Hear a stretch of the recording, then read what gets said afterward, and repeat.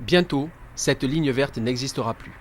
Les 7 derniers hectares de terre naturelle laisseront place au second tronçon qui va relier le rond-point Massier au rond-point des Eucalyptus à Antibes. Un projet inutile et coûteux, réalisé par le département, approuvé et soutenu par les maires de Vallauris et d'Antibes. Une déviation de 3 km qui va à l'encontre d'une nature encore préservée qui sépare la colline et le bord de mer. On est contre cette aberration écologique, et puis pas seulement écologique, mais la Côte d'Azur, le département est déjà bétonné à je ne sais pas combien de pourcents, mais c'est déjà trop. Au chemin des Coursettes, il y a un panneau. Comment le département peut-il affirmer que ici, le département 06 travaille pour améliorer notre cadre de vie? Je pense que ou ils nous ont mal expliqué, ou nous sommes vraiment stupides.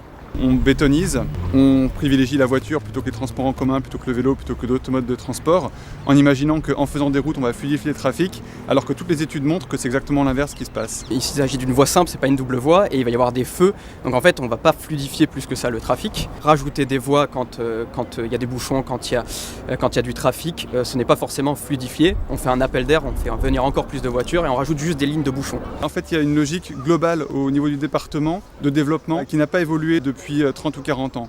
En 2015, il y a eu des inondations dramatiques dans la région, entre Grasse, Cannes et Antibes. En 2020, ça s'est reproduit, cette fois-ci dans les vallées derrière Nice. Et on nous parle encore de bétonisation, de construire de nouvelles routes pour faciliter la circulation. Il y a le vélo, il y a plein de choses à faire pour que les gens laissent leur voiture. On a besoin de vivre dans un environnement sain.